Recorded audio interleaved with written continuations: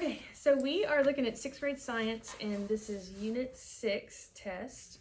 This had, 15 questions on it. So did they take this test all in the same day, or was it spread over a couple of days? All on the same day. On the same day. Okay. So there's a few things that we can look at. We've got our approaches, meets, and masters. These are some great numbers.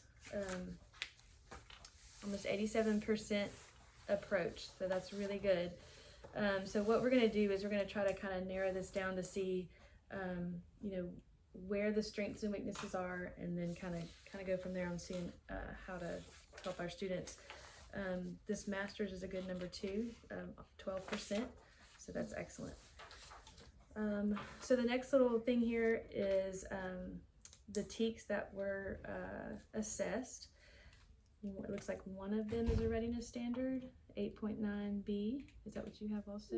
Does that match what you prepared for? Like, is that in your your lessons and stuff? Were there more TEKS in this, or was this? This is look about right. Okay. And that one is 42.26% on that one.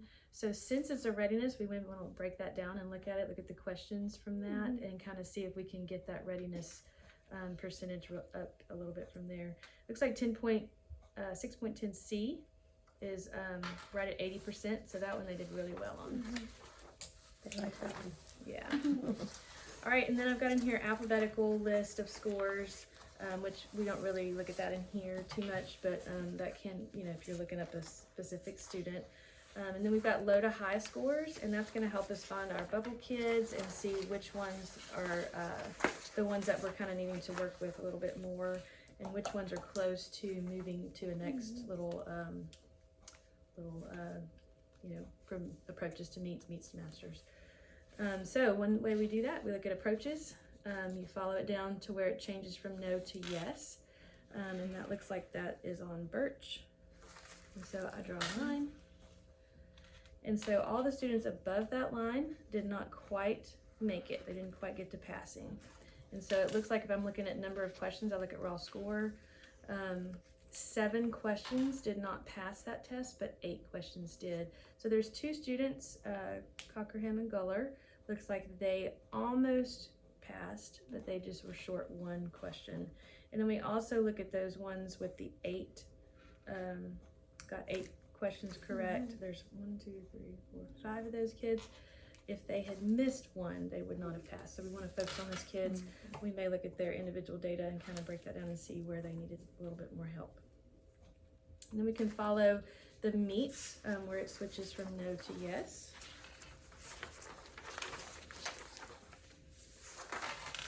Looks like that is on Campbell.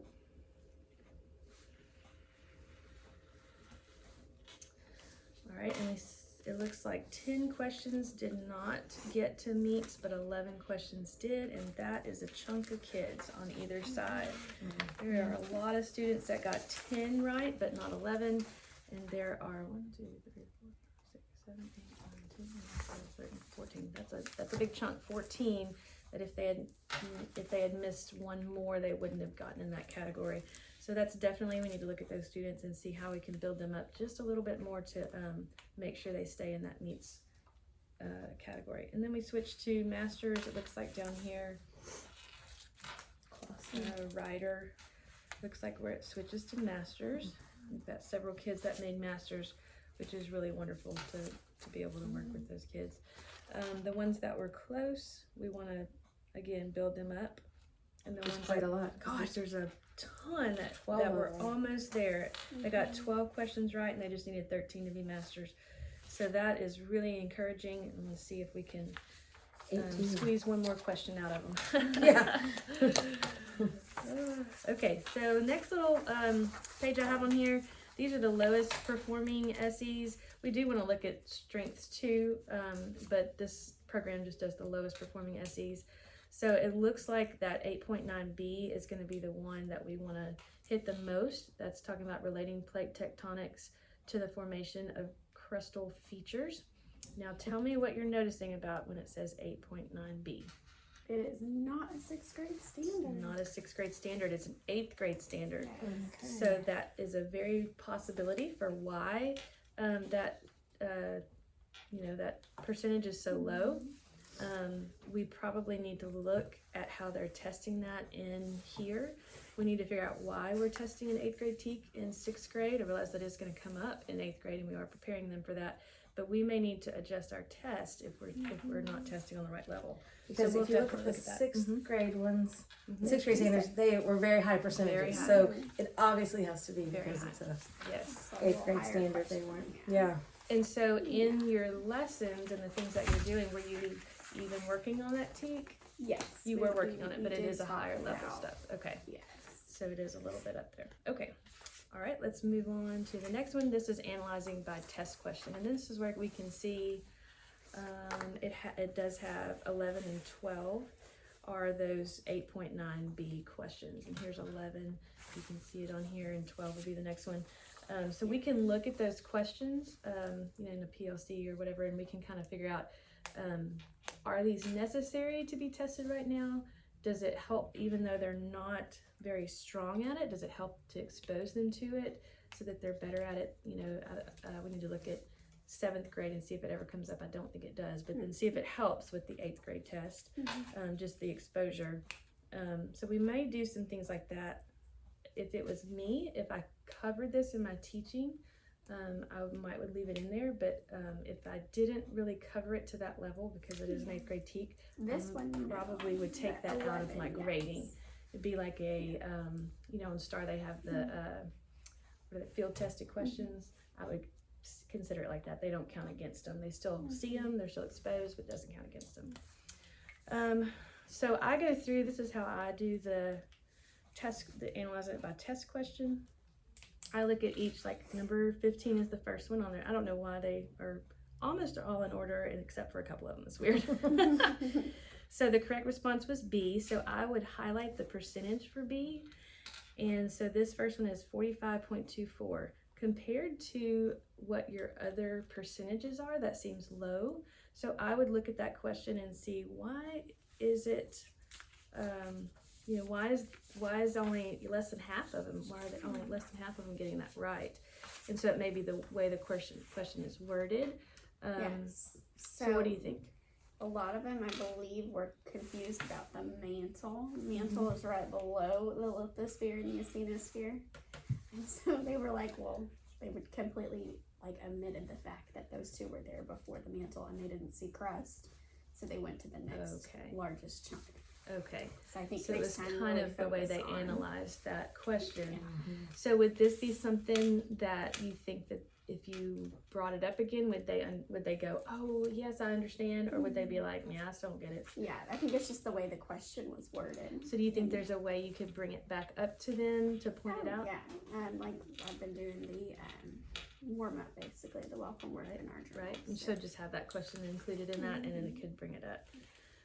So that's excellent. I think most of these others are pretty high, and so I wouldn't expect you to focus too much on any of these that are over, especially over 70%, which most of these are.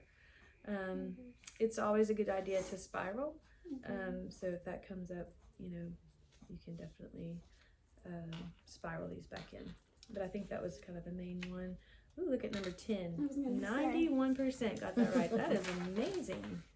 Oh, They felt good about that. convection currents. They knew that the plates were. Yes. That's good. Now, what happened with number 13? It dropped to 34. So that would flag me to make sure we have the right answer on the answer key, just because that is a 6th grade TEK. They've been doing well. So a The lot of same answers. TEK, 6.10D, they got 91% correct. On number Question 10. before. And so 13, they dropped to 34. So it's the same TEK, but clearly being asked differently. Different, yes. So they were confused about the types of crust. Okay. So maybe going back and hitting that a little harder when Okay. I teach. Okay. Yeah, that's crazy that's the same. It's the same TEK, and there's such a drastic difference there. And 11. I think that's a. Yeah, that's Yeah, that 11 8th and grade. 12 are those 8th grade TEKs, and so we understand why those But are still, low. you got 54%. I mean, that's On over half 11, of them for an 8th grade too. That's pretty good. 12 must have been pretty rough, but Yeah, with this one, it was, they knew the boundaries, but then the math was really confusing. It wants you to pick where the most volcanic activity would happen, and it's here, but you would think with all of these converging boundaries, you would think it would be over here. Yeah. So, I wasn't That's really entirely interesting. sure on that one. I mean, I can see why this is a very straight, like, yes, Yeah. there's probably a lot of volcanoes between those two plates, but to me, there's tons of the dotted lines over Right. here. So as a kid, I'd be like, oh, that's got the most volcanic activity because all of those dotted lines Right. are volcanoes. Right. That's That what- is. That's kind of a tricky read question. And that's one of the things. That's one of the Okay. 8th grade one, yeah. And then the next sheet is just the list of all the students that didn't pass, just so that you have that and you can make sure to touch base with them on a few of these things. Analyze students by SE performance. The first one is alphabetical. So basically it just lets you know by student how they did on each teak. Now we just saw that on some of those teaks, it's the same teak and they made 91%, and then the next question on the same teak they made 23% or whatever. So this doesn't give us tremendous amount of information, but it does give us some, where we can say for sure this Sarah needs to work on 8.3b because she didn't get that one right, and it looks like based on these numbers there was 2 or 3 questions on that, and so that would be something I would want to, you know, if she didn't do well overall on the test, I would want to make sure I covered that with her. So there's an alphabetical list of that, and then there's also low to high, so that you can see again those transitions. This actually colors it for you, so you can kind of see those transitions. Students, the ones that we might be able to move up a little bit. But look at Gilbreth. He got 100% on 2 of these teaks, including the 8th grade teaks. But he just couldn't get the other 2, and so that would be something I would want to talk to him about. He really knows, when he knows his stuff, he knows his stuff. He's getting it right. And so the other 2, if we could get him to even understand it a little bit better, he would be passing. So that's how I use this kind of a data sheet, especially, you know, if I have some review time, I want to make sure I hit specific students with what they're doing. And so we have this little forms. We kind of basically talked about all this together. Overall strengths, we didn't mention that. What do you think about overall strengths? I think they did really well, especially because this is all brand new content. This is not covered in any other grade level. I mean, they understand that the earth is broken up into many plates, but that's pretty much as far as they get. Yes. They don't talk From about elementary? the why. Yeah. Okay. Elementary. They don't talk about the why. They don't talk about all the different names of the plates, so that's completely new information. And it seems like a lot of pretty heavy information for them. They need to know different types of crust and different types of lithosphere. And what's created at different types of boundaries. So that's a lot of new vocabulary also. Lots of different. We talked about the questions that were most missed. Those were 8th grade questions. Lowest performing standards. We also talked about those and how, especially that 6.10D, we had some that scored really high on some of those questions. So they definitely get a huge piece of that 6.10D. But you know, we just go back and those questions can help us figure out which part of that teak they don't really get. And we found the approaches needs to masters, and so wherever you draw that line, you can look at that percentage or the number of questions.